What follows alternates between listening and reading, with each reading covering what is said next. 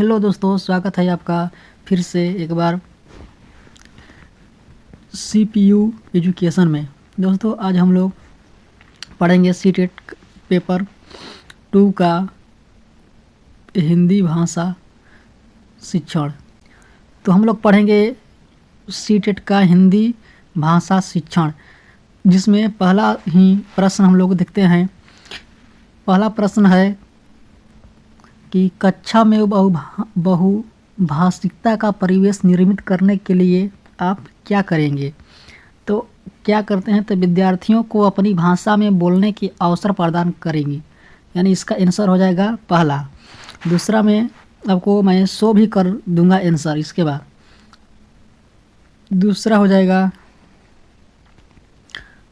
जाएगा आपका कि कक्षा में अध्यापक द्वारा विद्यार्थियों को लोकगीत सुनाने के लिए कहने का उद्देश्य है तो क्या है। इसका है कि एक दूसरे की संस्कृति से परिचित करवाना, और तीसरा भाषाई विभिन्नता से परिचित करवाना, मनोरंजन करवाना। ये बिल्कुल ही नहीं होगा, इसका आंसर होगा ए और 3 सही हो जाएगा। फिर आप लोग देखते हैं क्वेश्चन नंबर 3 पर, त्रिभाषा सूत्र का उद्देश्य क्या है।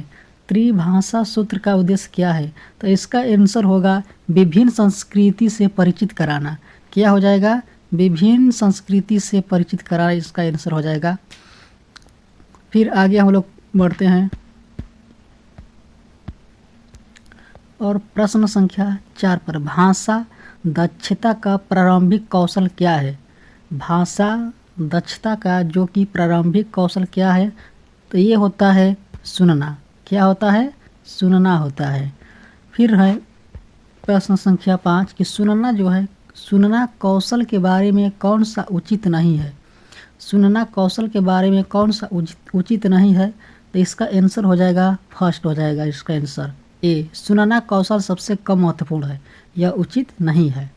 ठीक है, अब प्रश्न संख्या 6 पर हम लोग चलते हैं और देखते हैं कि विकास अपनी कक्षा में बच्चों से श्रुत लेख लिखवाता है, यानी क्यों लिखवाया जाता है। श्रुत लेख जो होता है वो लिखवाया जाता है ताकि श्रवण एवं लेखन दोनों कौशलों को विकसित कर सके। क्या कर सके, तो श्रवण एवं कौशल दोनों को विकसित कर सके, इसलिए उसको लिखवाया जाता है। फिर प्रश्न है 7वां कि व्याकरण के नियमों को कंठस्थ नहीं करवाया जाता है, यानी व्याकरण के जो नियम है उनको कंठस्थ नहीं करवाया जाता है। इसका आंसर हो जाएगा बी, आगमन विधि में।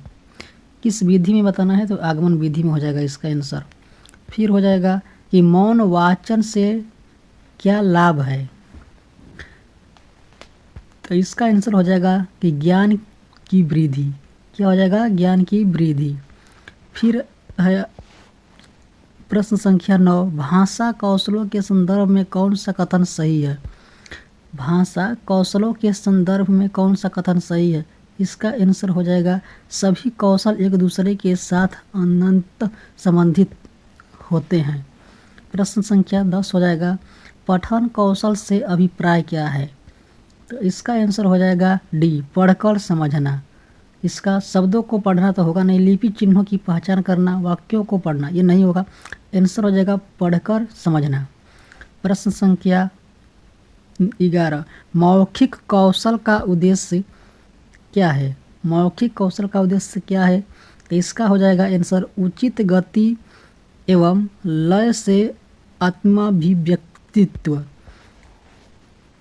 फिर आ जाएगा प्रश्न संख्या 12 पर हम लोग आ जाएंगे, भाषा की शिक्षिका विद्यार्थियों को व्याकरण के नियमों से परिचित कराने के लिए वर्ग पहेली का प्रयोग करती है, वह किस विधि का प्रयोग करती है। इसका आंसर आप लोग बताइए कमेंट में, अगर आप लोगों को मालूम है तो। इसका आंसर मैं बताता हूँ कि इसका आंसर हो जाएगा सी, खेल विधि। खेल विधि जो होता है वो विद्यार्थियों को व्याकरण के नियमों से परिचित कराने के लिए वर्ग पहेली का प्रयोग करती है। प्रश्न संख्या 13 पर चलते हैं, बच्चों की सशक्त लेखन क्षमता का परिचायक है, क्या है इसमें ऑप्शन में। इसका आंसर हो जाएगा डॉग, मौलिक विचार। क्या हो जाएगा, मौलिक विचार। फिर प्रश्न संख्या 14 पर हम लोग सुनना कौशल में शामिल है। क्या है? सुनना कौशल में शामिल है तो दूसरों की बात सुनने में रुचि, धैर्य और प्रतिक्रिया।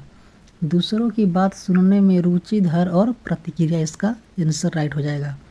फिर हम लोग प्रश्न संख्या 15 की बात करते हैं। मौखिक अभिव्यक्ति कौशल को प्रभावी बनाने में सहायक है। मौखिक अभिव्यक्ति कौशल को प्रभावी बनाने में सहायक है। इसका आंसर हो जाएगा 1 और 2 दोनों। प्रश्नोत्तर विधि और अवसरानुकूलता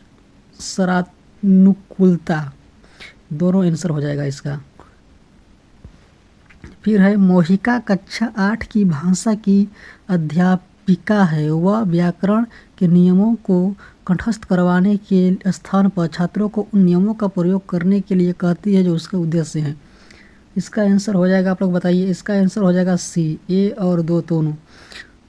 ए में हो जाएगा व्याकरण को रुचिकर बनाना, व्याकरण के व्यवहारिक प्रयोग पर बल देना।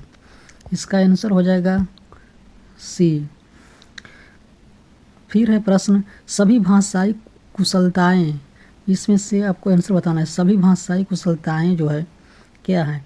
तो यह एक दूसरे के संबद्ध है, एक दूसरे के बद्ध है। फिर हो जाएगा भाषाई कौशलों के संबंध में कौन सा कथन सही है? भाषाई कौशलों के संबंध में कौन सा कथन सही है? तो 18 का हो जाएगा डॉग। भाषाई कौशल अंतः संबंधित है। सभी भाषाई कौशल जो है अंतः संबंधित है। फिर प्रश्न संख्या 19 व्याकरण शिक्षण का महत्व सबसे कम है।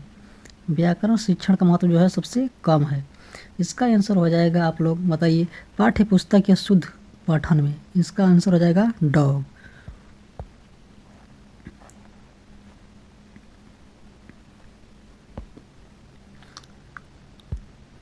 फिर सुरेश ड़ के स्थान पर र उच्चारित करता है।